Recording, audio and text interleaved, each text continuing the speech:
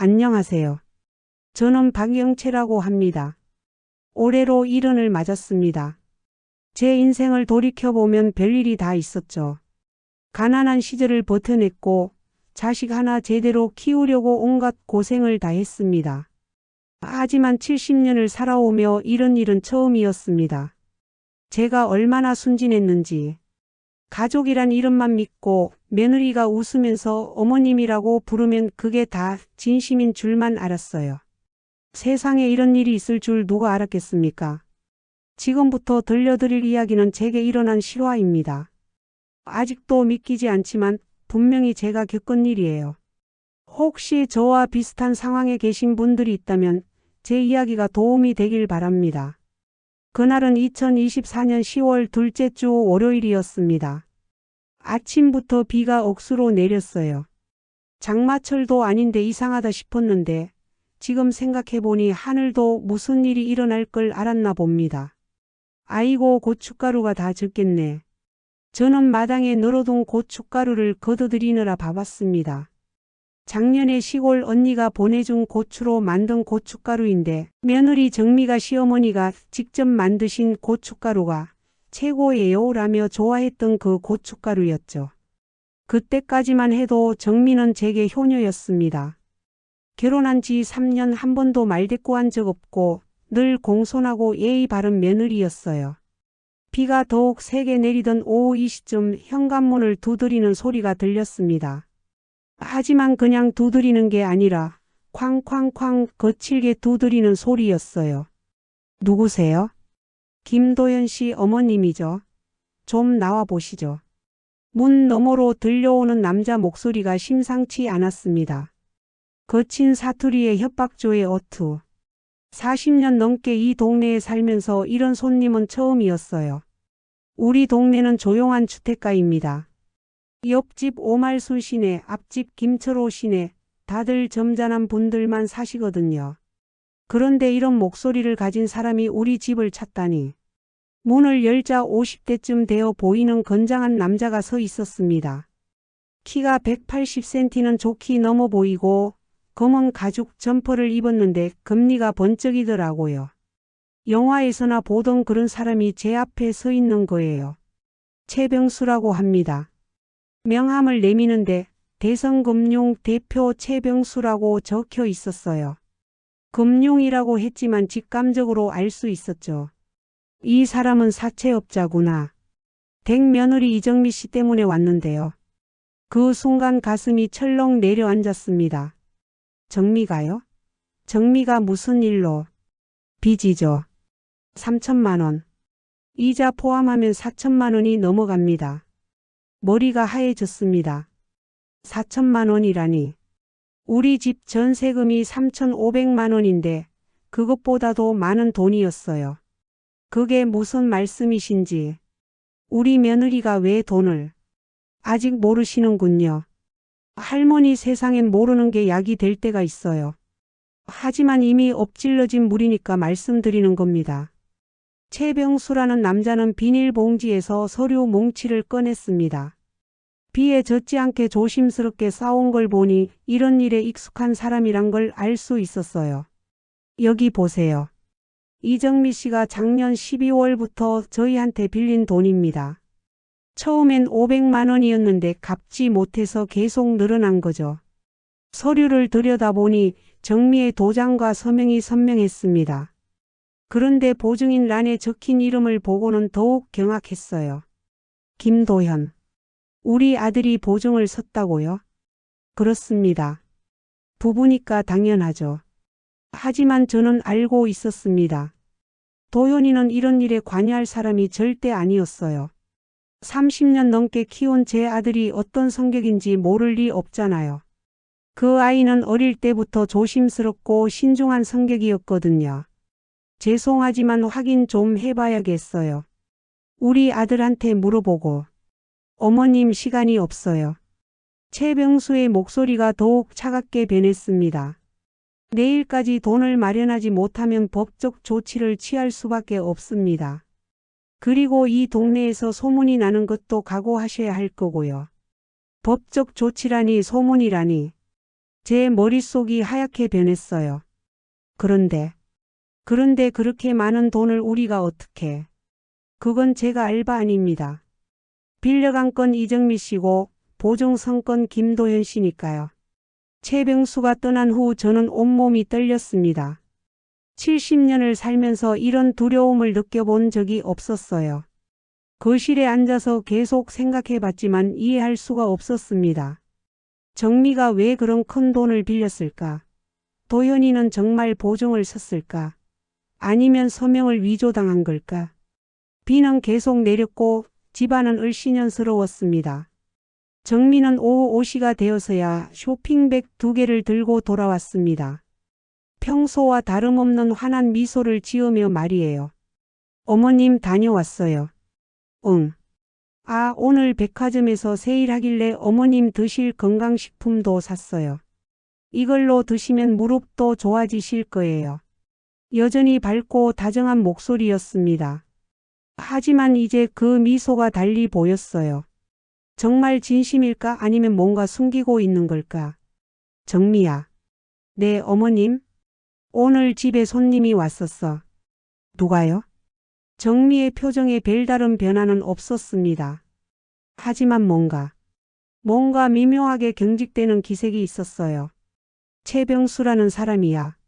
그 순간 정미의 얼굴이 순간적으로 굳었습니다. 아주 잠깐이었지만 제가 놓치지 않았어요. 모르는 분인데요. 정말 모르니? 네, 어떤 분인지. 그날 저녁 이웃집 오말순 씨가 우리 집에 들렀습니다. 영채야, 요즘 우리 동네에 이상한 사람들이 온다던데 알고 있니? 무슨 사람들? 글쎄, 검은 옷 입고 선글라스 낀 남자들이 이 근처를 왔다 갔다 하는 걸 봤다는 사람들이 있어. 특히 너희 집 앞에서 자주 목격됐다고 하더라. 심장이 쿵 떨어지는 느낌이었습니다. 언제부터? 한 일주일 전부터인가? 김철호 씨가 그러는데 새벽에 나가서 신문 가져오는데 검은 승용차가 우리 집 앞에 서 있더래. 그래서 뭔가 했더니 너희 집을 쳐다보고 있더라는 거야. 그래? 그리고 또 하나 이상한 게 정미가 요즘 백화점에서 엄청 큰 쇼핑을 한다던데 사실이야. 왜? 내 지인이 백화점 직원인데 정미가 한 번에 200, 300만 원씩 쓰고 간다는 거야. VIP 고객으로 등록까지 됐다면서? 300만 원씩? 도현이 월급이 350만 원인데 그런 돈을 어디서 구하는 거지? 오말순 씨가 간 후 저는 정미를 유심히 관찰하기 시작했습니다. 평소보다 화장품이 고급스러워졌어요. 입고 있는 옷도 예전에 보지 못한 브랜드 옷이었고 가방도 명품 같아 보였습니다. 정미야, 그 가방 새로 샀니? 아, 이거요? 친구가 선물해 줬어요. 친구가? 대학교 동기인데 사업을 잘해서 부자가 됐거든요. 하지만 뭔가 어색했습니다. 정미의 대학 동기들은 대부분 제가 알고 있었는데 그렇게 부자가 된 친구 얘기는 들어본 적이 없었거든요. 도현이가 퇴근한 건 오후 7시였습니다. 건설회사에서 일하는 도현이는 늘 성실했어요. 야근을 해도 불평 한 번 없고 가족을 위해 열심히 일하는 아들이었죠. 엄마 다녀왔습니다. 응, 고생했어. 오늘 비가 많이 왔네요. 괜찮으셨어요? 도현이는 여전히 다정하고 안정적이었습니다. 하지만 오늘은 물어봐야 할 게 있었어요. 도현아, 엄마가 좀 물어볼 게 있는데. 네, 뭐든지 말씀하세요. 혹시 최근에 보증을 선 일이 있니? 보증이요? 아니요, 그런 일 없어요. 왜 그러세요? 아들의 대답은 확신에 차 있었습니다. 거짓말하는 것 같지는 않았어요. 저녁 식사 시간이 유난히 조용했습니다. 평소 같으면 정미가 이런저런 이야기를 하며 분위기를 밝게 만들곤 했는데 오늘은 달랐어요. 정미야, 어디 아프니? 아니에요, 그냥 좀 피곤해서요. 요즘 외출이 잦던데 괜찮아? 정미가 수저를 던 손이 살짝 떨렸습니다. 그냥 친구들 만나고 그런 거예요. 친구들 많이 만나는구나. 네. 그 이후로 정미는 더욱 말수가 줄었습니다. 그날 밤 저는 잠을 이룰 수 없었습니다. 최병수의 말이 계속 머릿속을 맴돌았어요. 4천만 원의 빚, 내일까지, 법적 조치. 창문 밖으로 검은 승용차 한 대가 보였습니다. 오말순 씨가 말한 그 차일까요? 누군가 우리 집을 감시하고 있는 건 아닐까요? 새벽 2시가 넘어서야 겨우 잠이 들었는데 꿈속에서도 최병수의 번쩍이는 금리가 나타났습니다. 다음 날 아침 도연이가 출근하고 정미가 친정에 간다며 외출한 사이 저는 중대한 결심을 했습니다. 더 이상 모르는 척할 수는 없었어요. 뭔가 큰일이 벌어지고 있다는 걸 직감적으로 알 수 있었거든요. 정미 방에 들어가서 뭔가 단서를 찾아봐야겠다고 생각했습니다. 며느리 방을 뒤지는 건 좋지 않다는 걸 알았지만 가족 전체가 위험에 처한 상황에서는 어쩔 수 없었어요. 정미 방 화장대는 늘 깔끔하게 정리되어 있었습니다. 하지만 서랍 깊숙한 곳에서 저는 예상치 못한 것을 발견했어요. 은행 서류 뭉치가 나왔습니다. 대출 관련 서류였는데 대출자 명의를 보고 저는 기절할 뻔했어요. 대출자 박영채. 제 이름이었습니다. 제 도장과 서명이 선명하게 찍혀 있었어요. 대출 금액 2천만 원. 대출일자 2024년 9월 15일. 불과 한 달 전이었습니다. 하지만 저는 그런 대출을 받은 적이 전혀 없었어요. 손이 덜덜 떨렸습니다. 정미가 제 명의를 도용한 게 분명했어요. 서류를 더 살펴보니 놀라운 사실들이 계속 나왔습니다. 신용카드 명세서가 있었는데 한 달에 500만 원씩 쓴 기록이 있었어요. 백화점 명품샵 고급 레스토랑. 오말순 씨 말이 사실이었던 거죠. 그리고 또 다른 휴대폰이 하나 나왔습니다. 정미가 쓰는 폰이 아닌 다른 폰이었어요. 전원을 켜보니 수많은 문자 메시지들이 있었습니다. 정미야, 오늘 만날 수 있어? 투자금 더 필요하면 언제든 연락해. 이번 건은 확실하니까 걱정 말고. 남편한테 들키지 않게 조심해. 누구와 무슨 일을 하고 있는 걸까요? 바로 그때 현관문 열리는 소리가 들렸습니다. 어머님 다녀왔어요. 정미가 돌아온 것이었습니다. 저는 서둘러 모든 것을 원래대로 정리하고 방에서 나왔어요. 어머님 왜 그러세요? 얼굴이 안 좋아 보여요. 아니야. 그냥 좀 피곤해서. 혹시 어디 아프신 건 아니죠? 여전히 다정한 목소리였지만 이제는 그 모든 것이 가면처럼 느껴졌습니다. 정미가 제 명의로 2천만 원을 대출받았다는 사실. 최병수가 말한 4천만 원의 빚. 그리고 그 휴대폰 속 의미심장한 메시지들. 도대체 우리 며느리에게 무슨 일이 일어나고 있는 걸까요? 그리고 이것은 시작에 불과했습니다. 그날 밤 정미 방에서 찾은 것들을 보고 나서 저는 정말 잠을 한숨도 잘 수가 없었습니다. 마음이 너무 복잡하고 무서워서 새벽까지 뒤척였어요. 아들을 위해서라도 이 일을 제대로 파악해야겠다고 마음먹었죠. 다음 날 아침 도연이가 회사에 가고 정미가 나간 사이에 저는 다시 그 방으로 들어갔습니다. 어젯밤에 미처 다 보지 못한 것들이 있을지도 모르잖아요. 정말 제 예감이 맞았습니다. 침대 밑 깊숙한 곳에서 또 다른 서류 뭉치를 발견했거든요. 그 서류들을 보는 순간 저는 정말 기절할 뻔했습니다. 제 이름으로 된 대출 서류만 5개 은행에 걸쳐 있었고 총 금액이 8천만 원이 넘더라고요. 그것도 모자라서 제 도장까지 위조해서 찍어놨어요. 어떻게 이런 일이 가능한지 정말 소름이 돋았습니다.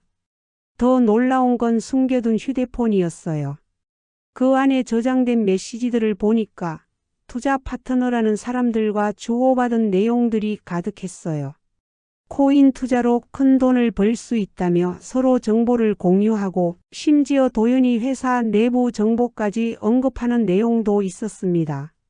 제가 아무리 경제에 문외한이라도 이건 명백히 불법이라는 걸 알 수 있었어요. 정미가 돌아온 건 오후 3시쯤이었습니다. 평소처럼 쇼핑백을 여러 개 들고 들어오더라고요. 명품 가방에서부터 비싼 화장품까지 도대체 어디서 나는 돈으로 이런 걸 사는 건지 이제야 알겠더군요. 정미야, 이리 와서 앉아라. 저는 최대한 침착하게 말했지만 목소리가 떨리는 걸 숨길 수가 없었어요. 정미는 처음엔 아무것도 모르는 듯 어머니 무슨 일이세요? 라고 물었지만 제가 그 서류들을 테이블에 펼쳐놓는 순간 얼굴이 새하얗게 질렸습니다. 이게 뭐니? 내 이름으로 대출을 받았다고? 내가 언제 도장을 찍어줬니? 정미는 한참 동안 말을 못하더니 갑자기 무릎을 꿇고 울기 시작했어요. 어머니 죄송해요. 정말 죄송해요. 하지만 어쩔 수 없었어요. 어쩔 수 없다니 그게 무슨 말이냐? 남의 이름을 도용해서 돈을 빌리는 게 어쩔 수 없는 일이냐? 정미는 눈물을 뚝뚝 흘리며 말했어요. 코인 투자에서 큰 손해를 봤어요. 처음엔 정말 잘 됐는데 욕심을 부리다가 모든 걸 잃었어요. 그래서 부동산 투자로 만회하려고 했는데 그것도 실패하고. 어머니 정말 다 갚을게요. 시간만 주세요. 하지만 저는 더 이상 속을 수가 없었습니다. 그럼 이 휴대폰은 뭐니? 왜 숨겨서 쓰고 있었니? 정미는 그제야 완전히 무너졌어요. 투자 파트너들과 연락하려고 비밀폰을 쓴다고 도연이가 알면 걱정할까봐 숨겼다고 변명했지만 저는 이미 그 메시지들을 다 봤거든요. 정미야, 너 도연이 회사 정보를 이용해서 주식 거래를 했니? 이건 범죄야. 정미는 그때서야 정신이 든 것 같았어요. 아니에요. 그런 건 아니에요. 그냥 참고만 했을 뿐이에요. 참고만 했다니요. 저는 정말 어이가 없었습니다. 이 며느리가 지금까지 우리 가족을 얼마나 속여왔는지 알겠더군요. 그때 마침 옆집 박 여사가 문 앞에서 안녕하세요 하고 인사를 하며 지나가다가 저희 집 상황을 눈치챈 것 같았어요. 정미가 울고 있는 모습을 보고는 뭔가 심상치 않다는 표정을 짓더라고요. 다음 날부터 동네에서 소문이 나기 시작했습니다. 박 여사가 다른 이웃들에게 정미 씨 집에서 뭔가 큰일 난 것 같다고 말했나 봐요. 그러자 평소에도 정미의 사치스러운 생활을 눈여겨보던 사람들이 하나둘 이야기를 하기 시작했어요. 그래도 너무 심하지 않아? 매일같이 명품 들고 다니고 비싼 차 몰고 다니는 거 보면 도연이 연봉으로는 불가능한 수준이잖아. 맞아, 나도 이상하다 싶었어. 저번에 백화점에서 봤는데 한 번에 몇백만 원어치 사더라고. 혹시 빚이라도 진 거 아닐까? 요즘 젊은 사람들 투자한다고 빚내서 하는 경우 많잖아. 이런 소문들이 제 귀에까지 들어오니까 정말 창피하고 화가 났습니다. 하지만 더 큰 충격은 그 다음에 있었어요. 정미와 대화한 지 사흘이 지난 어느 날 갑자기 정미 어머니가 우리 집에 찾아왔습니다. 정미 친정어머니와는 결혼식 이후로 거의 연락이 없었는데 갑자기 나타난 거죠. 안녕하세요, 사돈 어머니. 정미 어머니는 평소와 달리 굉장히 조심스러운 모습이었어요. 뭔가 할 말이 있다는 표정으로 저를 바라보더군요. 사실은 정미 때문에 왔습니다. 혹시 무슨 일 없었나 해서요. 저는 정미 어머니도 뭔가 알고 있다는 느낌이 들었어요. 무슨 말씀이세요? 그때 정미 어머니가 한숨을 크게 쉬며 말했습니다. 사돈 어머니께서 모르실 리는 없을 텐데. 저희 정미가 결혼하기 전에도 이런 일이 있었거든요. 저는 귀를 의심했습니다. 이런 일이라니 무슨 말씀이세요? 투자한다고 해서 친척들 돈을 빌려줬다가 다 날린 적이 있어요. 그것도 한두 번이 아니고 대학 때부터 시작해서 직장 다닐 때까지 계속 그랬어요. 사기까지는 아니어도 남의 돈으로 무리한 투자를 하는 버릇이 있다고 해야 할까요? 저는 정말 하늘이 무너지는 것 같았습니다. 그럼 처음부터 알고 있었다는 말인가요? 그럼 왜 결혼할 때 말씀 안 해주셨어요? 정미 어머니는 고개를 숙이며 대답했어요. 정미가 도연이를 만나고 나서 정말 달라졌거든요. 투자는 완전히 그만두고 성실하게 살겠다고 약속했어요. 그래서 과거 일은 묻지 말자고 했는데 제가 너무 안일했나 봅니다. 저는 더 이상 들을 수가 없었어요. 우리 가족이 처음부터 속아온 거였구나. 정민은 단순히 실수한 게 아니라 원래부터 이런 성향이 있는 사람이었던 거죠. 그럼 이번에도 비슷한 일을 저질렀다는 건가요? 정미 어머니는 더 이상 숨길 수 없다는 표정으로 고백했어요. 며칠 전에 정미한테서 연락이 왔어요.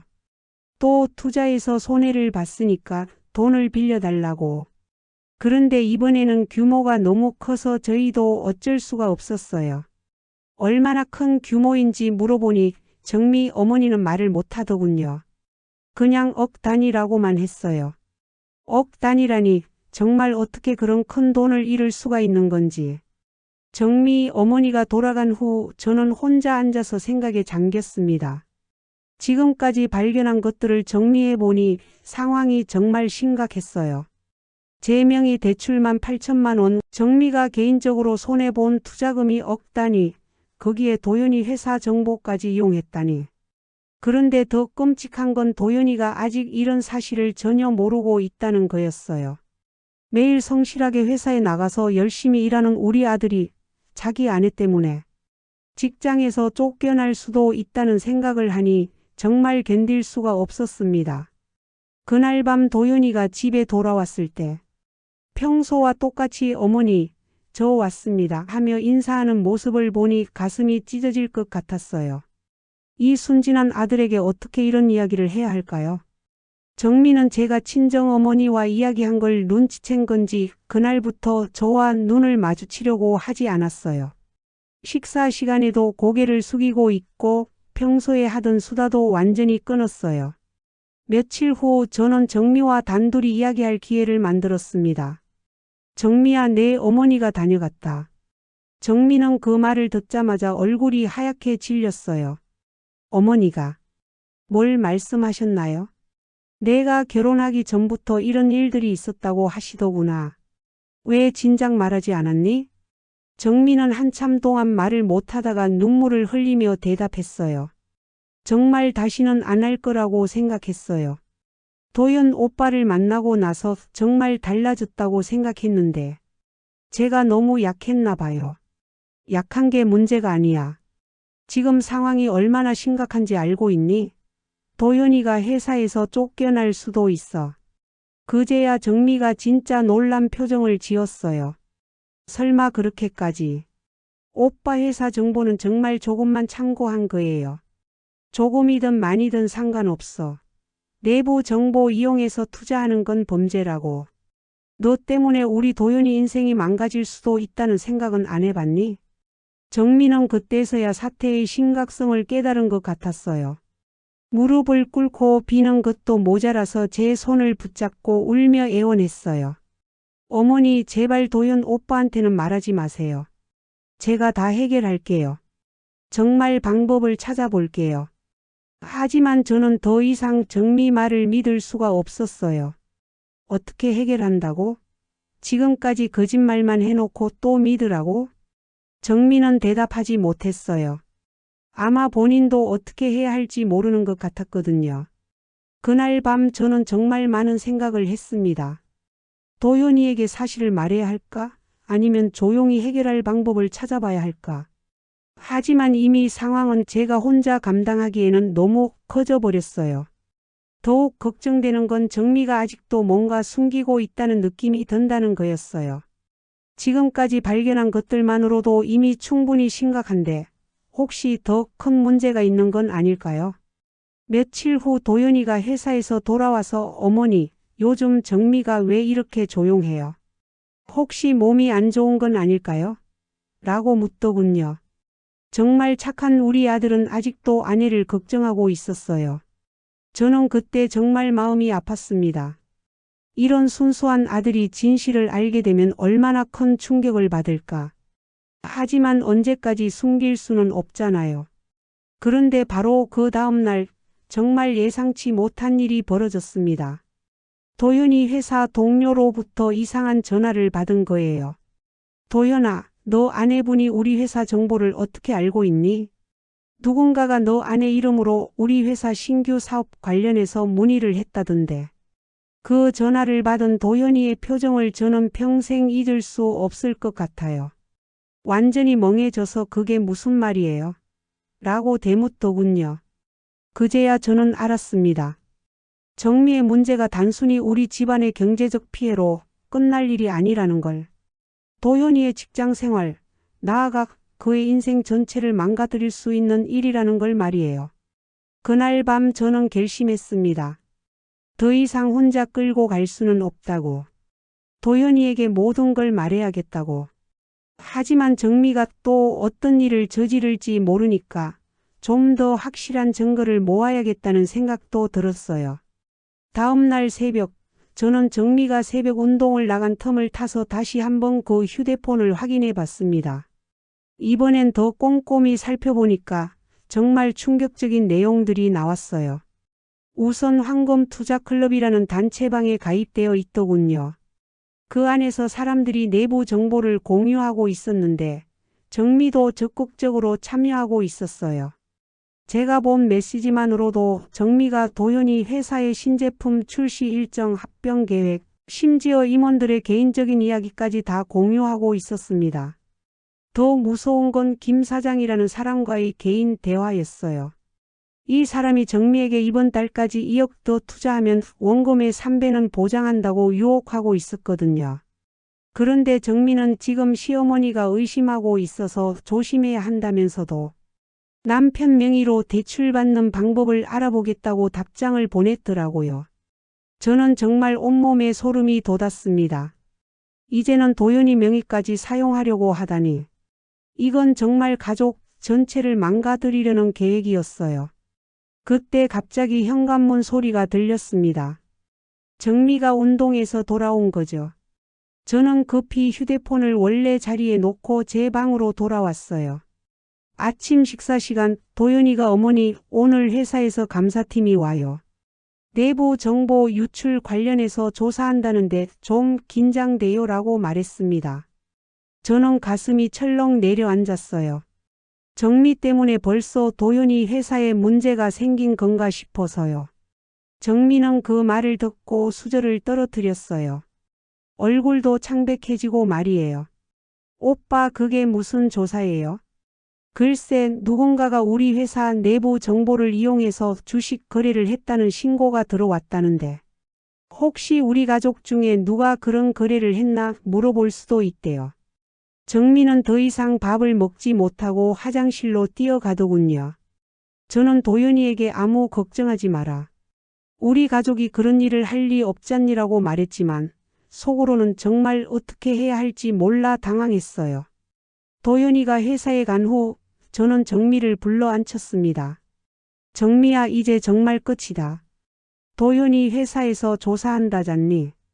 정미는 한참 동안 울더니 갑자기 저에게 무릎을 꿇었어요. 어머니 제발 저를 도와주세요. 제가 지금 김 사장이라는 사람한테 빚을 졌는데 이 사람이 정말 무서운 사람이에요. 돈을 못 갚으면 가족들한테 해를 끼치겠다고 협박해요. 저는 그 말을 듣고 더욱 놀랐습니다. 협박?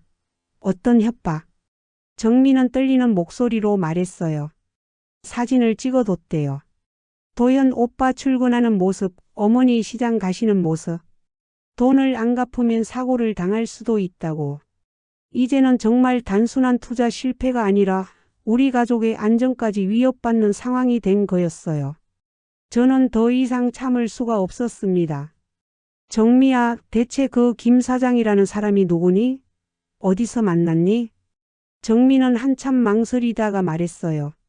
인터넷 투자 카페에서 만났어요. 처음엔 정말 친절하게 도와줬거든요. 코인 투자로 돈을 벌 수 있다고 확실한 정보를 알려준다고. 그런데 점점 더 큰 돈을 요구하더니 결국 이렇게 됐어요. 저는 이제야 전체 그림이 보였습니다. 정미가 인터넷 사기에 걸려든 거였어요. 그리고 그 과정에서 우리 가족의 모든 정보가 범죄자들에게 넘어간 거죠.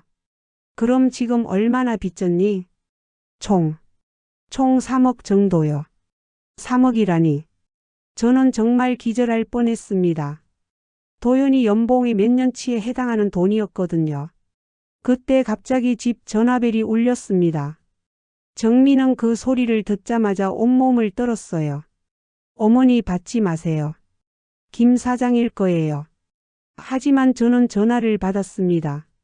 상대방이 어떤 사람인지 알아야겠다고 생각했거든요. 여보세요? 안녕하세요. 정미 씨 시어머니시죠? 저는 김 사장이라고 합니다.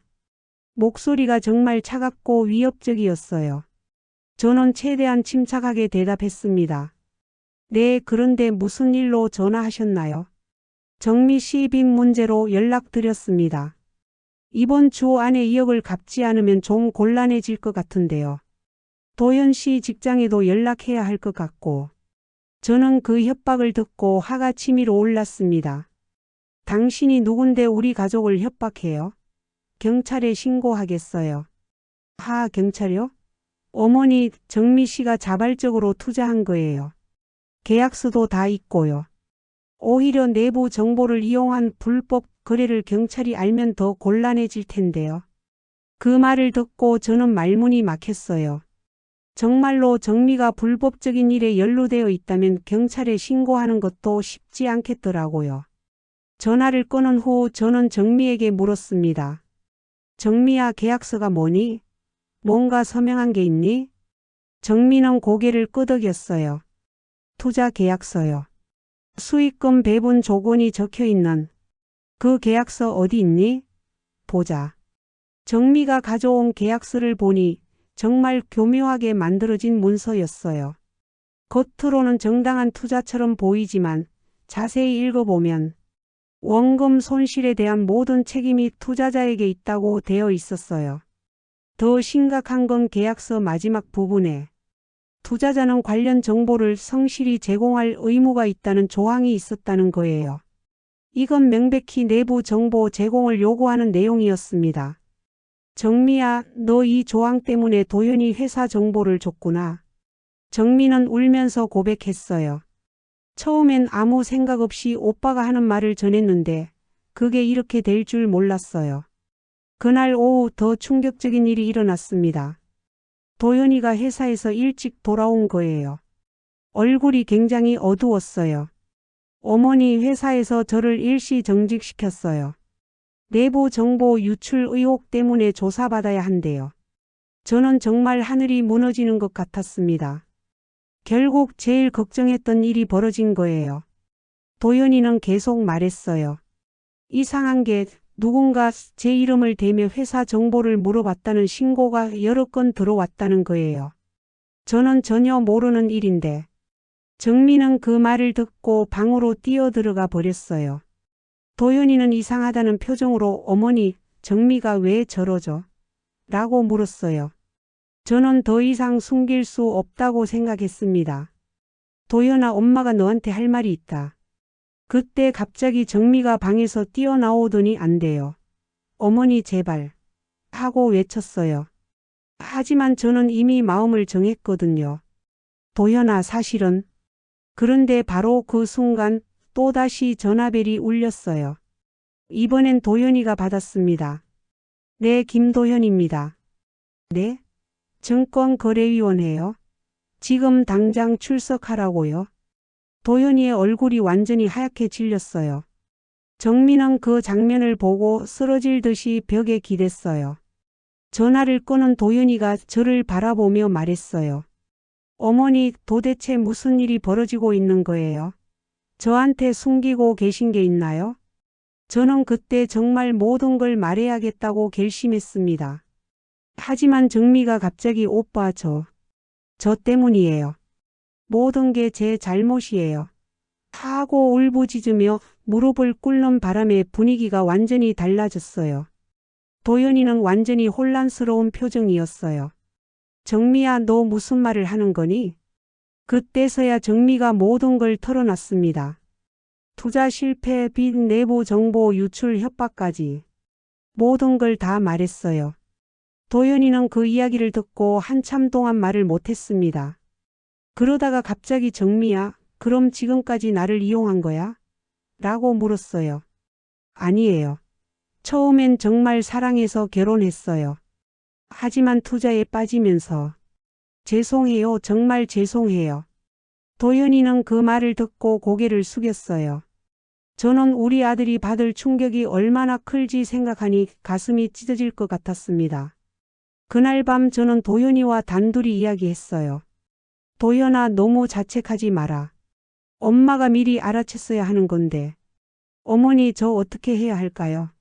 회사에서는 저를 의심하고 증권거래위원회에서는 조사받으라고 하고 정민은 3억이나 빚을 졌다고 하고 도연이의 목소리에서 절망이 느껴졌어요. 저는 우리 아들을 이렇게 만든 정미가 정말 원망스러웠습니다. 도연아, 우선 회사 일부터 해결하자. 내가 고의로 한 게 아니라는 걸 증명해야 해. 하지만 어머니, 정미가 제 정보를 이용한 게 사실이잖아요. 제가 집에서 한 말들이 범죄에 이용됐다고요. 다음 날 아침 정미는 집을 나갔어요. 어디 간다는 말도 없이 그냥 나가버렸거든요. 저는 또 다른 문제가 생긴 건 아닌가 걱정됐어요. 오후가 되어서야 정미가 돌아왔는데 이번엔 낯선 남자와 함께 왔어요. 나이가 50대 정도 되어 보이는 잘 차려입은 남자였어요. 어머니, 소개해 드릴게요. 이분이 김 사장님이에요. 저는 깜짝 놀랐어요. 그 협박 전화를 했던 바로 그 사람이었거든요. 김 사장이라는 사람은 의외로 정중하게 인사했어요. 안녕하세요, 어머니. 오늘 정미 씨와 상의해서 해결책을 논의하러 왔습니다. 무슨 해결책 말씀이세요? 정미 씨 빚을 탕감해 드리는 조건으로 한 가지 부탁이 있습니다. 도현 씨가 앞으로 알게 될 회사 정보를 저희와 계속 공유해 주시면 됩니다. 저는 그 말을 듣고 경악했어요. 그게 무슨 말씀이세요? 그건 범죄잖아요. 어머니, 이미 정미 씨가 저지른 일도 범죄예요. 차라리 저희와 협력하시는 게 가족 모두에게 도움이 될 겁니다. 그 순간 저는 이 사람들이 정말 조직적으로 우리 가족을 옭아매려 한다는 걸 깨달았어요. 여러분, 이런 상황에서 여러분이라면 어떻게 하셨을까요? 아들의 행복을 위해 계속 숨길 것인가? 아니면 진실을 말해서 더 큰 재앙을 막을 것인가? 정말 어려운 선택이었습니다.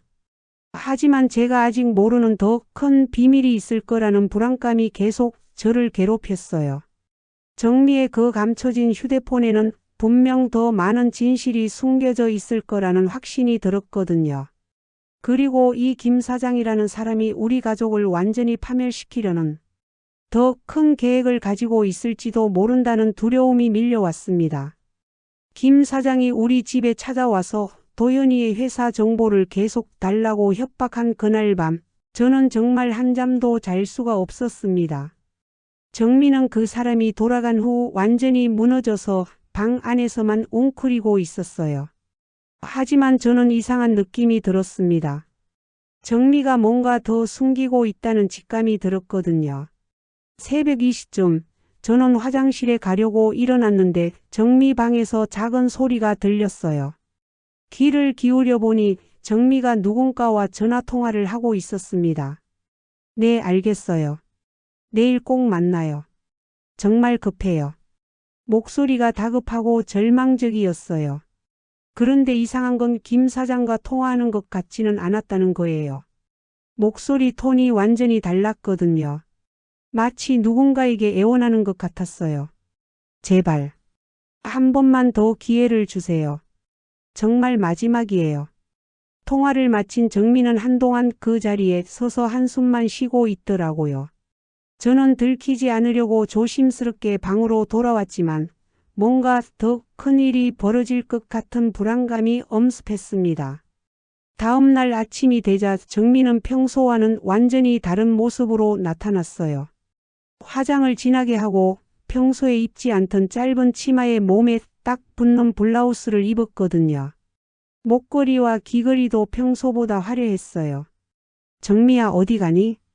오늘 중요한 약속이 있어서요. 좀 늦을 것 같아요. 도현이는 이미 회사 조사 때문에 스트레스를 받으며 출근한 후였어요. 정민은 제 질문에 대답을 회피하며 서둘러 나갔습니다.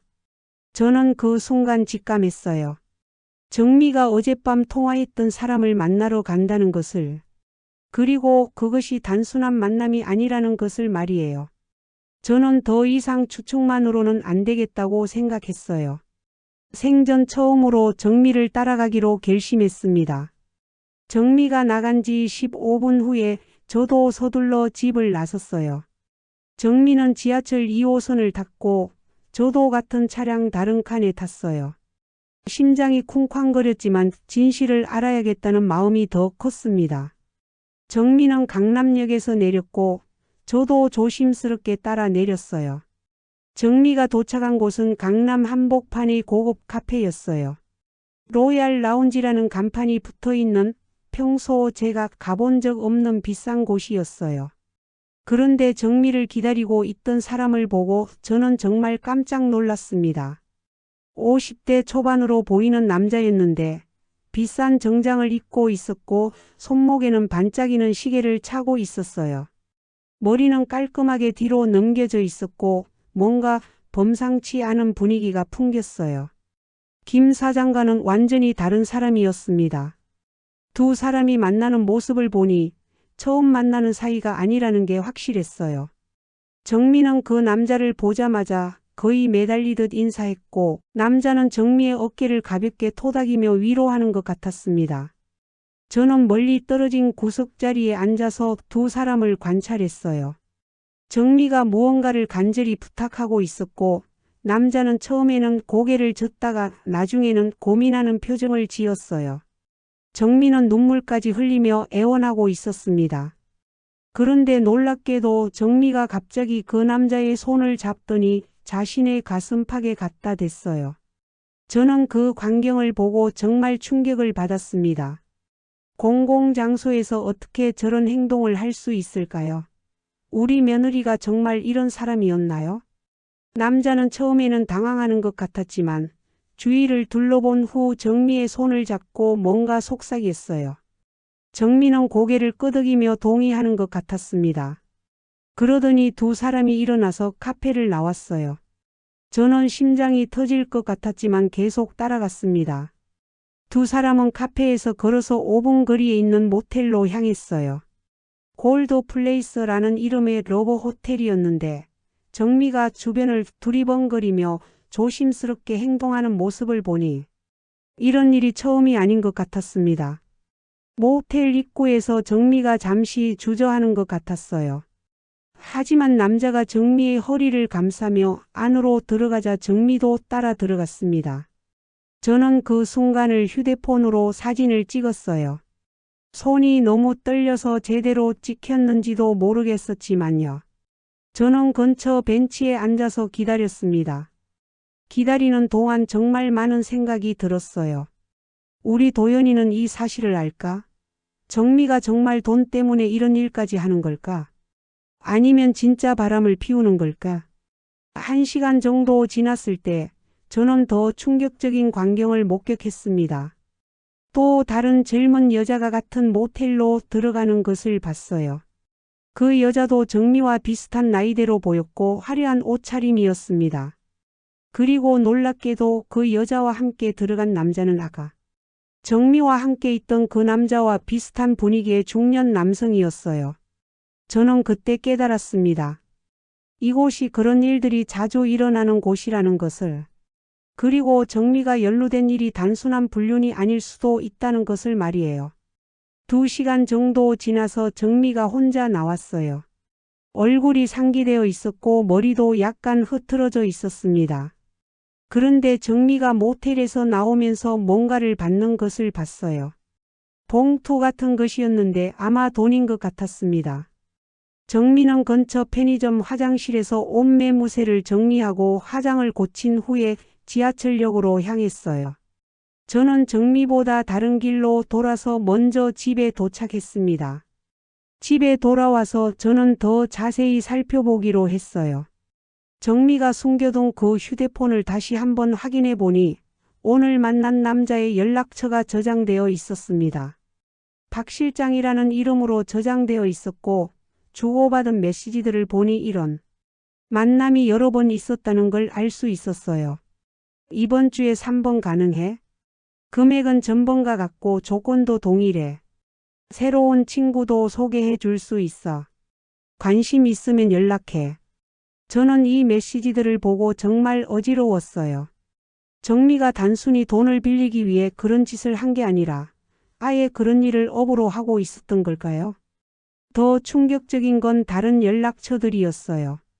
김 실장, 이 사장, 최 대표 등등 비슷한 이름들이 20개 가까이 저장되어 있었고 각각과 주고받은 메시지들도 비슷한 내용이었습니다.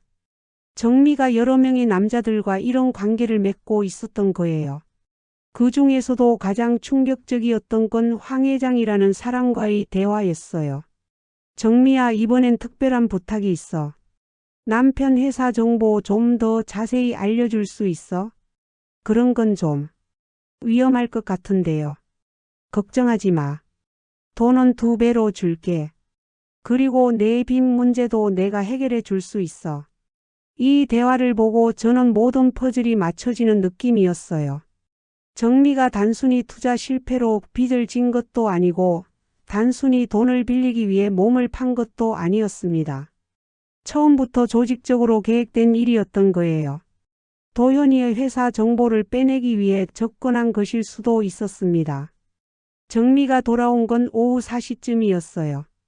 평소와 똑같이 쇼핑백을 들고 들어오더니 어머니 안녕하세요. 라고 밝게 인사했습니다. 마치 아무 일도 없었던 것처럼요. 정미야, 어디 다녀왔니? 친구들 만나서 쇼핑하고 차나 마셨어요. 어머니는 집에만 계셨어요? 저는 그 거짓말을 듣고 있기가 너무 힘들었어요. 하지만 아직 확신이 서지 않아서 더 지켜보기로 했습니다. 그날 저녁 도연이가 퇴근해서 오늘 회사에서 어떤 사람이 저에 대해 물어봤다는 얘기를 들었어요. 누군지는 모르지만 제 개인 정보를 캐려고 했다네요 라고 말했어요. 정미는 그 말을 듣고 순간 경직된 표정을 지었지만 곧 그래. 그런 사람도 있구나라고 태연하게 대답했어요. 그날 밤 늦게 저는 정미와 단둘이 이야기할 기회를 만들었습니다. 정미야, 너 정말 친구들 만났니? 네, 왜요? 그럼 이건 뭐니? 저는 휴대폰으로 찍은 사진을 정미에게 보여줬어요. 정미가 모텔로 들어가는 사진이었습니다. 정미는 그 사진을 보자마자 얼굴이 새하얗게 변했어요. 어머니, 이게 친구들 만나서 차 마신 거니? 정미는 더 이상 변명할 수 없다는 듯 무릎을 꿇고 울기 시작했어요. 어머니, 죄송해요. 정말 죄송해요. 미안하다고 해서 해결되는 일이니? 도대체 왜 이런 짓을 했니? 정미는 한참 울다가 떨리는 목소리로 대답했어요. 돈이 너무 급했어요. 돈? 그래서 저런 짓을? 다른 방법이 없었어요. 빚이 너무 많아서. 저는 정미의 휴대폰을 꺼내서 보여줬어요. 그럼 이 사람들은 다 뭐니? 박 실장, 김 실장, 이 사장. 이 사람들 다 너와 그런 관계니? 정미는 완전히 무너졌어요. 더 이상 숨길 수 없다는 걸 안 거죠. 어머니, 처음엔 정말 급해서 한 번만 하려고 했어요. 근데 돈이 이렇게 쉽게 벌리니까. 쉽게 번다고? 너 지금 무슨 소리 하는 거니? 한 번에 200만 원씩 받았어요. 일주일에 3-4번만 하면 1000만 원 가까이. 저는 정말 기절할 뻔했어요. 정미가 이런 일을 업으로 생각하고 있었다는 거였어요. 그때 현관문이 열리는 소리가 들렸어요. 도연이가 퇴근한 거였어요. 어머니, 저 왔습니다. 도연이는 거실의 분위기를 보고 무언가 이상하다는 걸 눈치챘어요. 어떻게 된 거예요? 왜 정미가 울고 있어요? 저는 더 이상 숨길 수 없다고 판단했어요. 도연아, 앉아라. 엄마가 너한테 할 말이 있다. 저는 오늘 본 모든 것을 도연이에게 털어놨어요. 정미가 모르는 남자와 모텔에 들어가는 것을 목격했다고, 사진도 찍었다고 말했습니다. 그리고 정미의 휴대폰에서 발견한 메시지들도 보여줬어요. 도연이는 처음에는 믿을 수 없다는 표정이었어요. 엄마 설마 그런. 정미가 그럴 리가 없어요. 도연아, 엄마가 거짓말할 이유가 있겠니? 여기 사진도 있고 메시지도 있어. 도연이는 휴대폰 화면을 보자마자 얼굴이 창백해졌습니다. 특히 황 회장과의 대화 내용을 본 후에는 완전히 말을 잃었어요. 정미야, 이게 정말 너야? 정미는 고개를 숙인 채 대답했어요. 오빠, 미안해요. 미안하다고? 너 지금까지 나를 완전히 바보로 만든 거잖아. 도연이는 정말 화가 난 것 같았어요. 평소에 목소리를 높이지 않는 우리 아들이 이렇게 소리를 지르는 걸 처음 봤습니다. 그럼 내 회사 정보를 팔아넘긴 것도 이것 때문이었어? 아니에요. 그건 정말 실수였어요. 실수? 여기 메시지 보니까 계획적으로 한 것 같은데. 정민은 더 이상 변명할 수 없었어요. 황 회장과의 대화 내용이 너무 명확했거든요. 남편 회사에서 새로운 프로젝트 시작한다고 했지. 그 내용 좀 더 자세히 알 수 있어? 그런 정보는 위험할 것 같은데요. 돈은 걱정하지 마. 이번엔 5천만 원 줄게. 이 메시지를 본 도연이는 완전히 절망한 표정을 지었어요. 5천만 원? 너 내 회사 기밀을 5천만 원에 팔았다는 거야? 오빠, 정말 죄송해요. 돈이 너무 급했어요. 그때 도연이가 더 충격적인 사실을 발견했어요. 잠깐 이 날짜들을 보니까 너 우리 결혼하기 전부터 이런 일을 했구나. 정미의 휴대폰에는 결혼 전 날짜의 메시지들도 있었거든요. 오빠, 그럼 처음부터 나를 이용할 생각이었던 거야? 내 회사 정보를 빼내려고? 정미는 그제야 모든 진실을 털어놨어요. 처음엔 정말 오빠를 사랑했어요. 하지만 이 일을 하다 보니까 오빠가 좋은 회사에 다닌다는 걸 알게 됐고, 그래서 나와 결혼한 거야? 아니에요. 정말 사랑해요. 하지만 돈이 너무 쉽게 벌렸어요. 그리고 그 사람들이 계속 요구해서. 도연이는 그 말을 듣고 완전히 무너졌어요.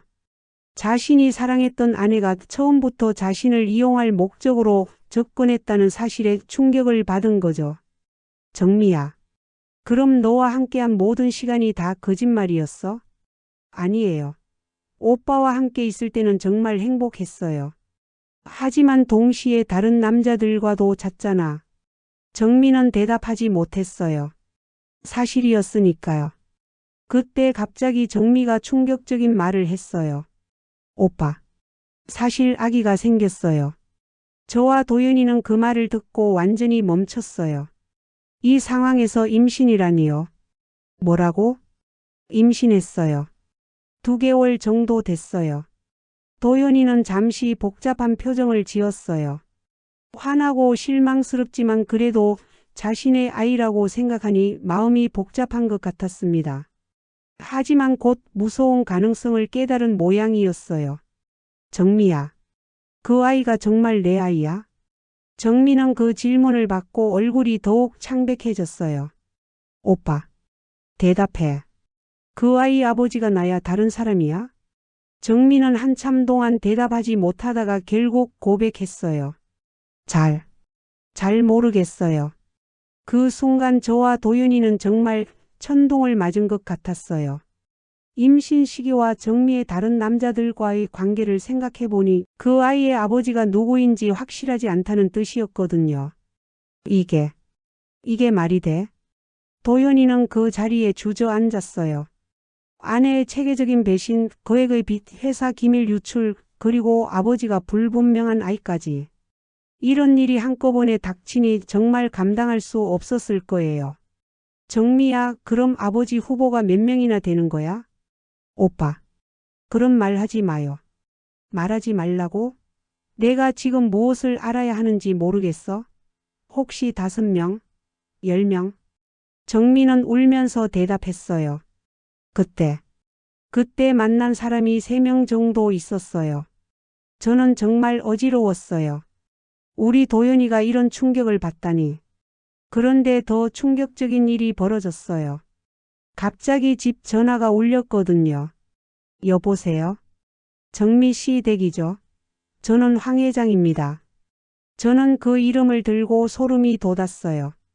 정미 휴대폰에서 봤던 바로 그 사람이었거든요. 정미 씨가 약속을 어기고 있네요. 내일까지 추가 정보를 주지 않으면 곤란할 것 같은데요. 여기 정미 없는데요. 어머니 거짓말하시면 안 되죠. 정미 씨 옆에 있는 거 다 알고 있어요. 내일 오후 2시까지 도현 씨 회사 신규 사업계획서 사본을 가져오라고 전해주세요. 저는 그 협박을 듣고 화가 치밀어 올랐어요. 당신이 누군데 우리 가족을 협박해요? 어머니, 정미 씨와 저희는 이미 계약 관계예요. 계약을 어기면 법적 조치도 가능하다는 것 알고 계시오? 무슨 계약이요? 정미 씨가 저희에게 정보 제공 대가로 돈을 받았거든요. 증거도 다 있고요. 만약 경찰에 신고하시면 정미 씨가 산업 스파이 혐의로 더 큰 처벌을 받을 수 있어요. 저는 말문이 막혔어요. 정미가 정말로 돈을 받고 회사 정보를 넘겨줬다면 이건 단순한 가정 문제가 아니라 범죄였거든요. 그리고 도현 씨도 관리 소홀 책임을 지게 될 거예요. 직장에서 쫓겨나는 것은 물론이고 민사소송까지 걸릴 수 있어요. 전화를 끊은 후 저는 정미에게 물었어요. 정미야, 너 정말 돈을 받고 도현이 회사 정보를 팔았니? 정미는 고개를 끄덕였어요. 얼마나 받았어? 총 1억 정도요. 저는 기절할 뻔했어요. 1억을 받고 남편 회사의 기밀을 팔았다니요. 도현이는 그 말을 듣고 완전히 절망했어요. 1억. 너 나를 1억에 팔아넘긴 거구나. 오빠, 그게 아니에요. 그게 아니면 뭐야? 내 인생을 1억에 팔아넘긴 게 맞잖아. 그때 정미가 갑자기 부엌으로 뛰어가더니 식칼을 들고 나왔어요. 정미야, 뭐 하는 거야? 차라리 죽는 게 나아요. 이렇게 살 바에야. 정미는 칼을 자신의 손목에 대고 있었어요. 저와 도연이는 깜짝 놀라서 정미를 말렸습니다. 정미야, 정신 차려. 아기도 생각해야지. 이런 아기 나오면 뭘 해요? 아버지가 누군지도 모르는데. 저희는 정미로부터 칼을 빼앗기 위해 한참을 씨름했어요. 다행히 칼을 빼앗을 수 있었지만 정미는 계속 자해하려고 했습니다. 그날 밤 우리 집은 완전히 조용해졌어요. 도윤이는 서재에 들어가서 나오지 않았고 정미는 방에서 계속 울었습니다. 저는 거실에 혼자 앉아서 앞으로 어떻게 해야 할지 생각했어요. 3억 원의 사채, 1억 원의 산업 스파이 대금, 도윤이 직장에서의 문제, 정미의 체계적인 불륜, 그리고 아버지가 누구인지 모르는 아이. 정말 어디서부터 어떻게 해결해야 할지 막막했습니다. 새벽 3시쯤 저는 정미 방에서 이상한 소리를 들었어요. 뭔가 바스락거리는 소리가 계속 났거든요. 궁금해서 가만히 들어보니 정미가 무언가를 태우고 있는 것 같았어요. 저는 조용히 문을 열어봤는데 정미가 화장실에서 서류들을 태우고 있었어요. 연기가 나고 있었거든요. 정미야, 뭘 태우는 거야? 정미는 깜짝 놀라서 뒤돌아봤어요. 손에는 라이터가 들려있고 변기에는 타담한 서류들이 있었어요. 어머니, 이건. 저는 서둘러 물을 틀어서 불을 껐어요. 다행히 완전히 타지 않아서 일부분은 읽을 수 있었어요. 그런데 그 서류 내용을 보고 또 한 번 충격을 받았습니다. 그것은 정보 제공 계약서였어요. 정미가 황 회장이라는 사람과 정식으로 계약을 맺고 도윤이 회사의 정보를 정기적으로 제공하기로 한 문서였거든요. 계약 기간은 2년이었고 월 정보료는 2천만 원이었어요. 정미야, 이게 뭐니? 너 2년 동안 매달 2천만 원씩 받기로 했다고? 정미는 울면서 대답했어요. 어머니, 저도 어쩔 수 없었어요. 그 사람들이 협박해서. 협박? 어떤 협박? 제가 그 사람들과 잤던 동영상을 찍어뒀대요. 계약을 어기면 인터넷에 올리겠다고. 저는 그 말을 듣고 온몸에 소름이 돋았어요. 이 사람들이 얼마나 치밀하게 계획을 세웠는지 알겠더라고요. 그럼 너는 완전히 이 사람들 소나기에 놀아난 거구나. 어머니, 저도 빠져나오려고 했어요. 하지만 불가능했어요. 그런데 더 충격적인 사실이 있었어요. 계약서 말미에는 추가 조건이라는 항목이 있었는데 거기에는 정미는 임신을 통해 도현과의 관계를 더욱 공고히 하고 장기간 정보 접근을 보장한다라고 적혀 있었어요. 정미야, 설마 아기도 계획적으로? 정미는 고개를 숙였어요.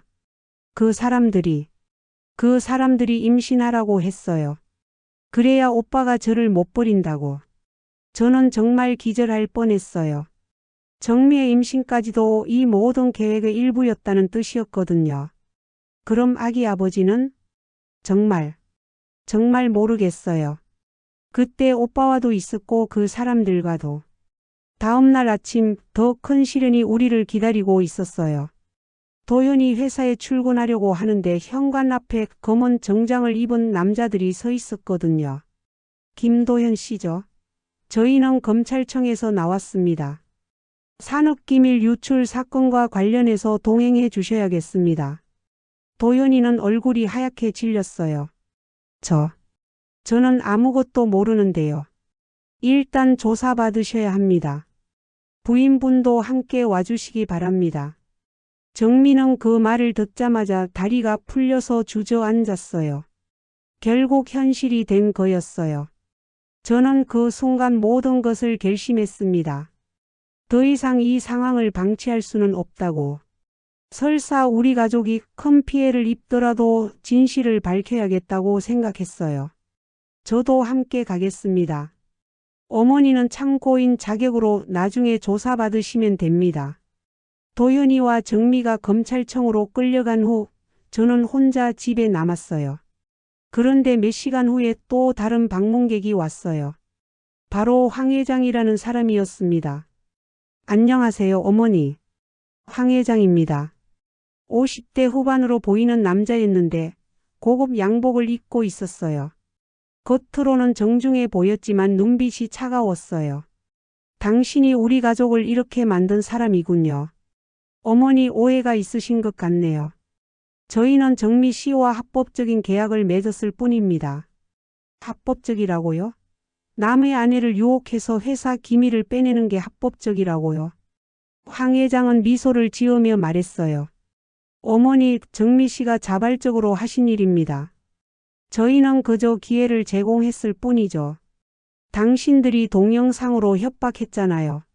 협박이라뇨? 그건 단순한 보험입니다. 계약 이행을 보장하기 위한 것이죠. 저는 이 사람이 얼마나 뻔뻔한지 알겠더라고요. 범죄를 저지르면서도 당당하게 합법이라고 주장하고 있었거든요. 지금 도현이와 정민은 검찰청에 있어요. 모든 진실이 밝혀질 거예요. 그래서 제가 왔습니다. 어머니께 제안 드리고 싶은 게 있어요. 무슨 제안이요? 도현 씨와 정미 씨의 문제를 깨끗하게 정리해 드리겠습니다. 대신 한 가지 조건이 있어요. 황 회장은 서류 가방에서 문서를 꺼내며 말했어요. 이 계약서에 서명해 주시면 됩니다. 앞으로 도현 씨가 얻게 될 모든 정보를 저희에게 제공해 주시는 것입니다. 저는 그 계약서를 보고 경악했어요. 이번엔 도현이를 직접 끌어들이려는 계획이었거든요. 미쳤어요? 제가 왜 그런 계약에 서명해요?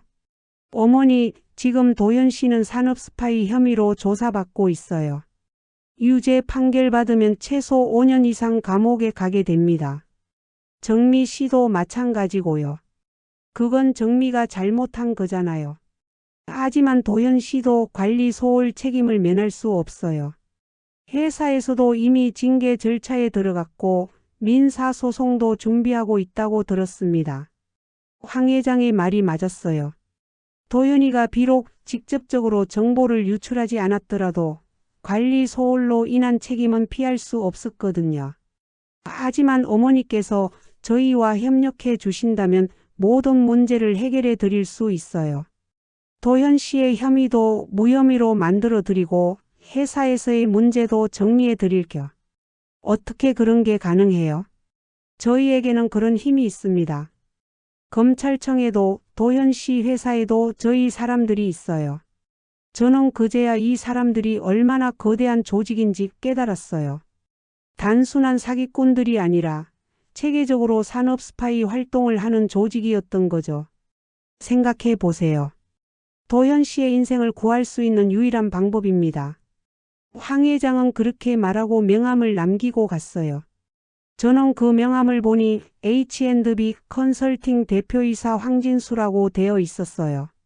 겉으로는 정상적인 컨설팅 회사처럼 보이게 위장하고 있었던 거죠. 그날 오후 도윤이와 정미가 돌아왔어요. 둘 다 완전히 지친 모습이었어요. 어떻게 됐어? 도윤이가 답했어요. 일단 집에 보내주긴 했는데 조사는 계속될 것 같아요. 회사에서는 이미 저를 정직시켰고. 정미는 어떻고? 정미는 산업 스파이 혐의로 기소될 가능성이 높대요. 정미는 소파에 앉아서 계속 울고 있었어요. 임신 중인 몸으로 이런 스트레스를 받으니 몸도 많이 안 좋아 보였습니다. 도연아 황 회장이라는 사람이 왔었다. 도연이는 그 말을 듣고 긴장했어요. 뭐라고 했어요? 저는 황 회장의 제안을 도연이에게 말했어요. 계약서에 서명하면 모든 문제를 해결해 주겠다고 했다는 것을 말이에요. 절대 안 돼요. 어머니 그런 사람들과 엮이시면 안 돼요. 하지만 도연아 다른 방법이 있니? 이대로 가면 너도 감옥에 가게 될 수도 있어. 도연이는 고민에 빠졌어요. 자신의 인생을 구하기 위해 또 다른 범죄에 가담할 수는 없지만 그렇다고 해서 다른 방법이 있는 것도 아니었거든요. 그때 정미가 갑자기 일어나더니 화장실로 뛰어갔어요. 토하는 소리가 들렸어요. 임신 때문인지 스트레스 때문인지 몸 상태가 많이 안 좋아 보였습니다. 정미야 괜찮아? 어머니, 배가 너무 아파요. 정미는 얼굴이 새하얗게 질린 채로 배를 부여잡고 있었어요. 하혈도 조금 있는 것 같았고요. 병원에 가야겠어. 도연아 빨리 차 가져와. 저희는 급히 정미를 병원에 데려갔어요. 의사는 심한 스트레스로 인한 절박 유산 징후라고 했어요. 당분간 절대 안정이 필요하다고 했습니다. 임신부가 이런 극심한 스트레스를 받으면 안 됩니다. 태아에게도 매우 위험해요. 의사의 말을 들으니 모든 게 더욱 복잡해졌어요. 정미가 범죄를 저질렀지만 지금 상황에서는 임신부를 보호하는 것도 중요했거든요. 병원에서 돌아온 후 저는 정말 어려운 결정을 내려야 했어요. 정미를 위해서라도 도연이를 위해서라도 그리고 태어날 아이를 위해서라도 어떤 선택을 해야 할지 말이에요. 그날 밤 저는 황 회장의 명함을 계속 바라봤어요. 과연 이 악마와 손을 잡아야 하는 건지 아니면 끝까지 정의로운 길을 가야 하는 건지. 하지만 어떤 선택을 하든 우리 가족에게는 큰 시련이 될 것 같았습니다. 새벽녘 저는 마침내 결심을 굳혔어요. 더 이상 이런 식으로는 안 되겠다고. 진실은 반드시 밝혀져야 하고 그 과정에서 우리 가족이 큰 피해를 입더라도 감수해야겠다고 말이에요. 하지만 과연 이 결심이 옳은 것일까요?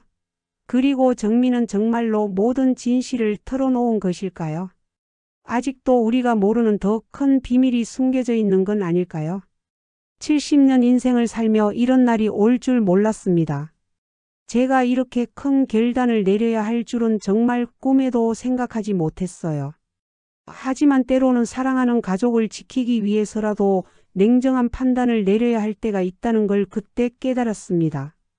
박 사장이 며느리를 앞세워 집으로 찾아와 협박을 할 때도 며느리가 몰래 많은 빚을 지고 제 명의를 도용해서 대출을 받은 걸 알았을 때도 그래도 며느리니까, 내 아들이 사랑하는 동반자니까 라는 생각으로 참고 철없이 계속 행동하는 모습을 보면서 제 속만 태웠습니다. 하지만 지금 다른 사람의 아이일지도 모르는 아기를 뱃속에 품고 있는 것도, 설령 그 아이가 도연이의 아이라고 할지라도 더 이상 이해를 할 수 있는 상식적인 선은 넘어버린 것 같습니다.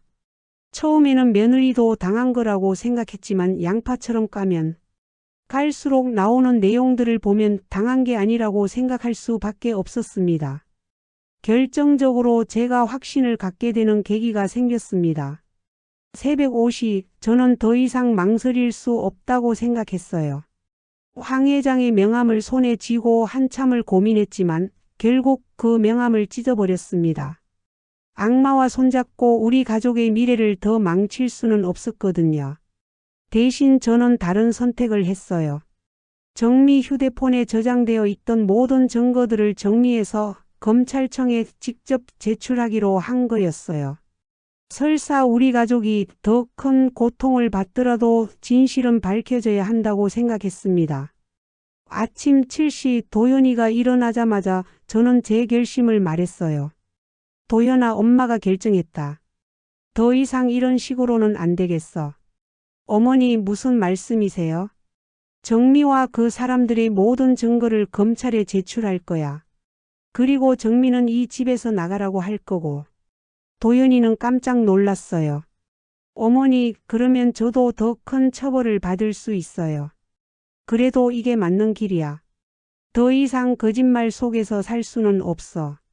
사실 그 전날 밤 저는 정미 방에서 또 다른 충격적인 것을 발견했거든요. 정미가 숨겨둔 또 다른 휴대폰이 있었는데 거기에는 더욱 끔찍한 내용들이 들어 있었어요. 정미가 황 회장과 주고받은 메시지를 보니 처음부터 저까지도 이용할 계획이었다는 게 드러났어요. 시어머니도 활용 가능한 자산이에요. 나중에 도연이가 승진하면 더 많은 정보에 접근할 수 있을 거고 그때 시어머니를 통해서도 정보를 얻을 수 있어요. 좋은 생각이네. 가족 모두를 우리 편으로 만들면 더 안전하겠어. 이 메시지들을 보고 저는 정말 소름이 돋았어요. 정미가 저까지도 이용하려고 했다는 사실에 분노가 치밀어 올랐습니다. 더 충격적인 건 정미의 임신 관련 메시지였어요. 임신 계획 성공했어요. 이제 도연이는 절대 저를 버리지 못할 거예요. 잘했어. 그런데 아이 아버지는 확실해? 글쎄요. 시기적으로 보면 도연이일 가능성이 높긴 하지만 상관없어. 어차피 도연이가 자기 아이라고 믿으면 되는 거니까. 이 메시지를 보고 저는 정미가 얼마나 치밀하고 악랄한 사람인지 알 수 있었어요. 임신까지도 도연이를 더 확실하게 조종하기 위한 수단으로 이용하고 있었던 거죠. 오전 9시 정미가 병원에서 돌아왔어요. 절박유산 위험 때문에 하루 입원했다가 나온 거였어요. 얼굴이 창백하고 걸음걸이도 불안정했습니다. 어머니, 안녕하세요. 평소처럼 밝게 인사하려고 했지만 목소리에서 불안감이 느껴졌어요. 정미야, 앉아라. 할 말이 있어. 정미는 제 표정을 보고 뭔가 심상치 않다는 걸 눈치챈 것 같았어요. 어머니. 저는 정미의 숨겨둔 휴대폰을 꺼내서 보여줬어요. 이것도 내가 숨긴 거지. 정미는 그 휴대폰을 보자마자 얼굴이 새하얗게 변했어요. 어머니, 그건 다 봤다. 나까지 이용하려고 했던 거 다 알았어. 저는 휴대폰 화면에 있는 메시지들을 하나씩 읽어줬어요. 정미가 저를 활용 가능한 자산이라고 표현한 것, 임신을 조종 수단으로 계획했다는 것, 모든 것이 다 들통났어요. 어머니, 저는 변명하지 마. 이미 다 끝났어. 그때 도연이가 출근 준비를 하고 나왔어요. 회사에서는 정직 처분을 받았지만 그래도 조사에는 협조해야 했거든요. 도연아, 너도 들어봐. 저는 도연이에게도 정미의 진짜 모습을 다 보여줬어요. 특히 임신을 이용해서 도연이를 조종하려고 했다는 부분을 읽어줄 때는 도연이 얼굴이 일그러졌어요. 정미야, 정말 이게 다 너였어? 정미는 더 이상 부인할 수 없었어요. 증거가 너무 명확했거든요. 오빠, 미안해요. 미안하다고? 지금까지 나를 완전히 바보로 만들고 나서 미안하다고? 도연이는 정말 화가 났어요.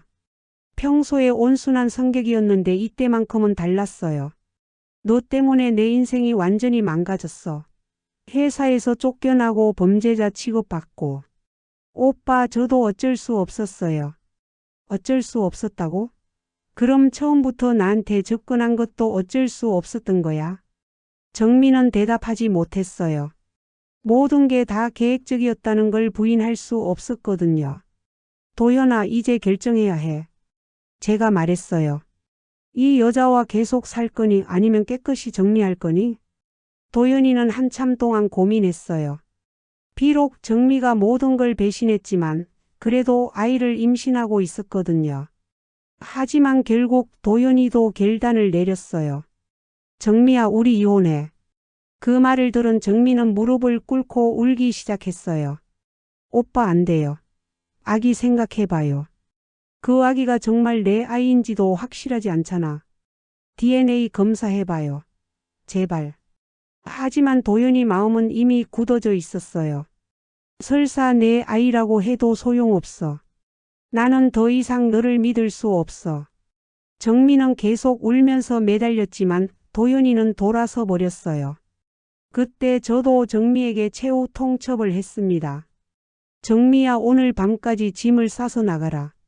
어머니, 더 이상 우리 집에 있을 자격이 없어.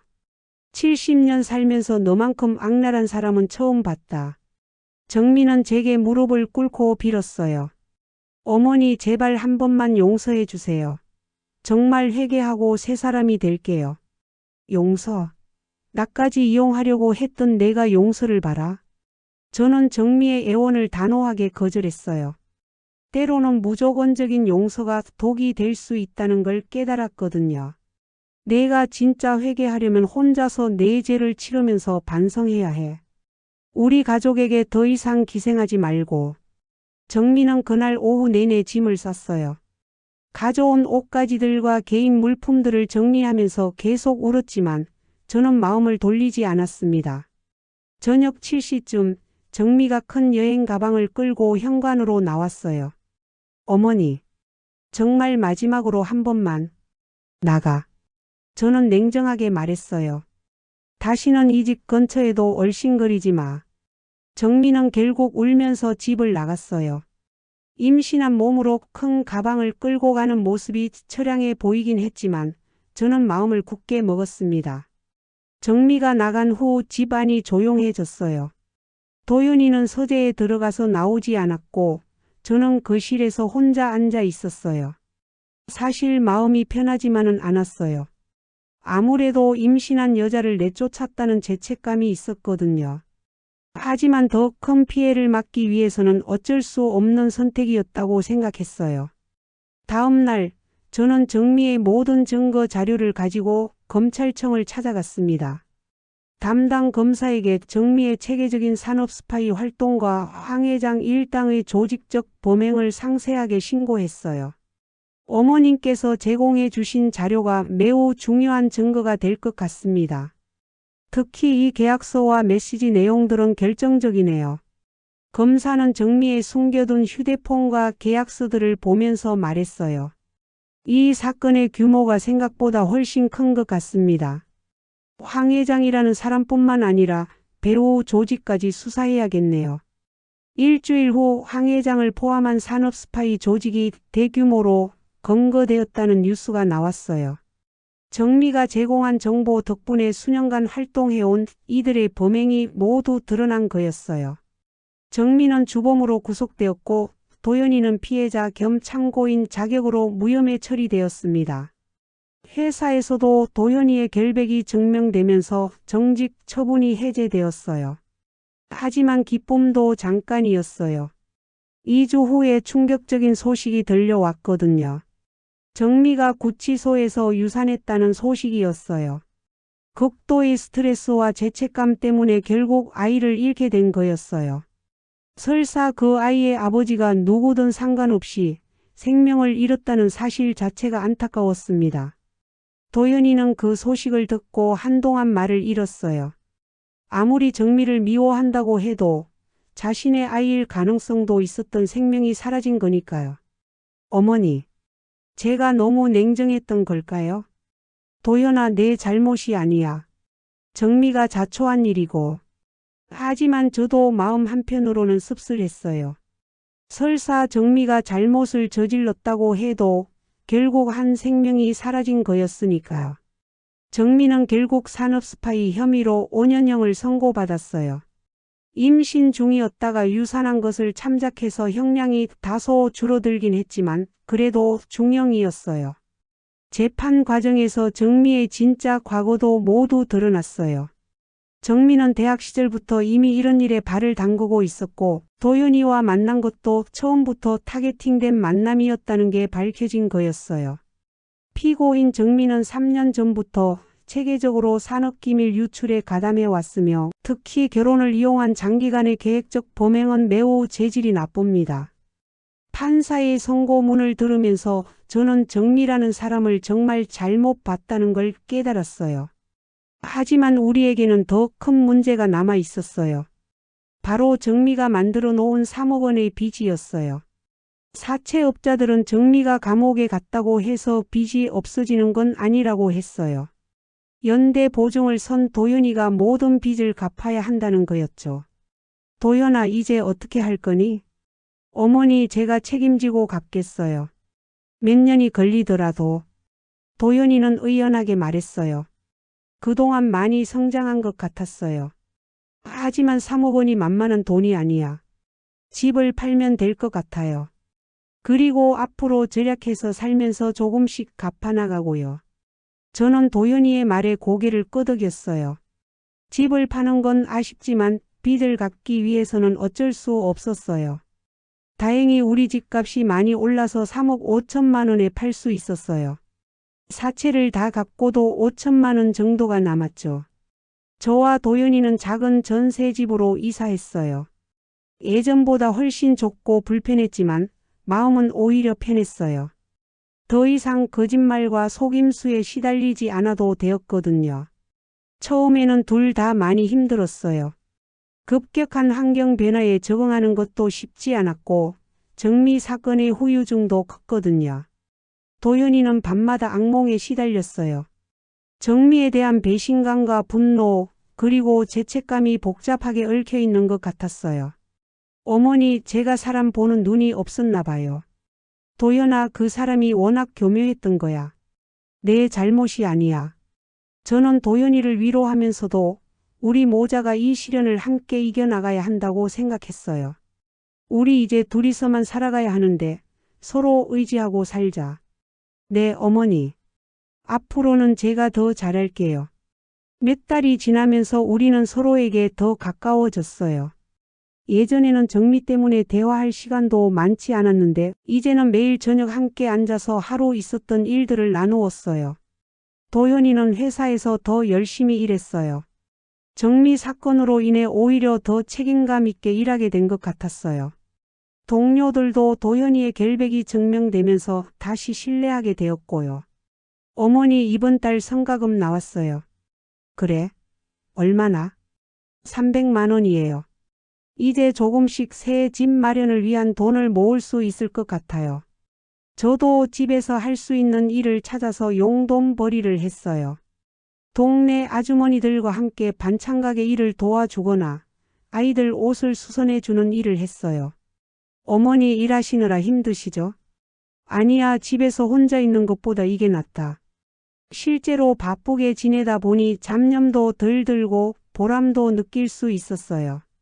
1년이 지나면서 우리 생활은 점점 안정되었어요. 도연이는 승진도 하고 성과도 좋았어요. 제가 번 돈과 합쳐서 저축도 제법 쌓였고요. 어머니, 작년 이맘때를 생각하면 정말 많이 달라진 것 같아요. 맞아, 그때는 어떻게 될지 막막했는데 이제는 오히려 마음이 편해요. 거짓말하거나 숨길 일이 없으니까. 도연이의 말에 저도 공감했어요. 물질적으로는 예전만 못했지만 정신적으로는 훨씬 건강해진 것 같았어요. 어느 날 도연이가 집에 와서 말하더라고요. 어머니, 저 요즘 새로운 사람을 만나고 있어요. 그래? 어떤 사람인데? 같은 회사 후배인데 아직 사귀는 건 아니고 가끔 커피나 마시는 정도예요. 저는 도연이가 다시 누군가를 만날 용기를 낸 것만으로도 다행이라고 생각했어요. 조심스럽게 접근해라. 서두를 필요 없으니까. 네, 어머니. 이번에는 정말 신중하게 할게요. 도연이는 정미 사건 이후 사람을 믿는 것에 대해 매우 조심스러워졌지만 그것도 나쁘지 않다고 생각했어요. 오히려 더 신중하고 성숙해진 것 같았거든요. 2년이 지난 지금 저는 그때의 결정이 옳았다고 확신해요. 만약 그때 정미를 용서하고 계속 품어안았다면 우리 가족은 더 큰 파탄에 빠졌을 거예요. 때로는 냉정한 판단이 필요해요. 무조건적인 용서가 항상 미덕은 아니라는 걸 깨달았어요. 잘못을 저지른 사람이 진정으로 뉘우치려면 그에 합당한 대가를 치러야 한다고 생각해요. 얼마 전에 정미에게서 편지가 왔어요. 감옥에서 보낸 거였는데 진심으로 뉘우치고 있다는 내용이었어요. 어머님 정말 죄송합니다. 제가 얼마나 큰 죄를 저질렀는지 이제야 깨달았어요. 출소하면 다시는 그런 일 하지 않겠어요. 편지를 읽으면서 저는 복잡한 마음이 들었어요. 정미가 정말 뉘우치고 있다면 다행이지만 그렇다고 해서 저희와 다시 관계를 회복할 수는 없어요. 도연이에게 그 편지를 보여줬더니 도연이도 복잡한 표정을 지었어요. 어머니, 정미가 출소하면 어떻게 해야 할까요? 도연아, 그건 내가 결정할 일이야. 하지만 엄마 생각으로는 더 이상 우리 삶에 개입하게 해서는 안 된다고 생각해. 도연이도 고개를 끄덕였어요. 네, 저도 그렇게 생각해요. 지난 2년을 돌아보면서 저는 많은 것을 배웠어요. 사람을 너무 쉽게 믿어서도 안 되지만 그렇다고 해서 모든 사람을 의심하며 살 필요도 없다는 것을요. 중요한 건 진실을 구별하는 눈을 기르는 것이에요. 그리고 잘못된 것을 잘못되었다고 말할 수 있는 용기를 갖는 것이고요. 도연이도 이제 다시 새로운 시작을 준비하고 있어요. 조심스럽긴 하지만 그래도 누군가를 만날 용기를 내고 있으니 다행이에요. 어머니, 저는 이제 진짜 괜찮은 사람을 만나고 싶어요. 그럼 좋지. 하지만 서두르지 말고 천천히 알아가거라. 저희는 이제 작지만 따뜻한 집에서 평범한 일상을 살아가고 있어요. 화려하지는 않지만 거짓이 없는 삶을 살고 있다는 것만으로도 충분히 행복해요. 가끔 힘들 때도 있지만 모자가 힘을 합치면 못 이겨낼 일이 없다는 걸 깨달았어요. 그리고 진실한 관계가 얼마나 소중한지도 알게 되었고요.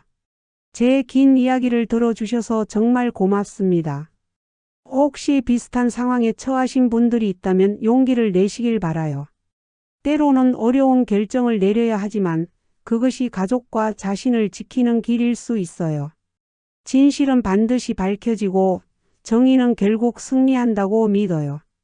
그리고 어떤 어려움이 와도 가족이 힘을 합치면 이겨낼 수 있다는 것도 깨달았어요. 무엇보다 중요한 건 거짓말과 속임수 없이 사는 삶의 소중함이에요. 물질적으로는 부족할지 몰라도 마음만은 평안하거든요. 70년을 살아오면서 이렇게 큰 시련을 겪을 줄은 몰랐지만 이 일을 통해 저는 인생에서 정말 중요한 것이 무엇인지 깨달았습니다. 그것은 바로 진실과 가족 간의 신뢰예요. 때로는 가혹해 보일 수 있는 결정을 내려야 할 때가 있어요. 하지만 그런 결정이 결국 더 큰 사랑이 될 수 있다는 걸 배웠습니다. 잘못을 덮어주는 것만이 사랑이 아니라 때로는 엄하게 대처하는 것도 사랑의 한 방법이라는 걸 깨달았어요. 지금 저와 도연이는 서로를 더욱 깊이 이해하고 의지하며 살아가고 있습니다. 예전보다 대화도 많아졌고 서로에 대한 신뢰도 더 깊어졌어요. 이런 관계가야말로 진정한 가족의 모습이라고 생각해요. 앞으로도 쉽지 않은 길이 있을겠지만 저희는 서로 믿고 의지하며 하나씩 헤쳐나갈 것입니다. 그리고 언젠가는 도연이도 진정으로 좋은 사람을 만나서 행복한 가정을 꾸리게 되겠죠. 제 이야기가 누군가에게 도움이 되었기를 바라며 긴 시간 경청해 주신 것에 다시 한번 감사드립니다.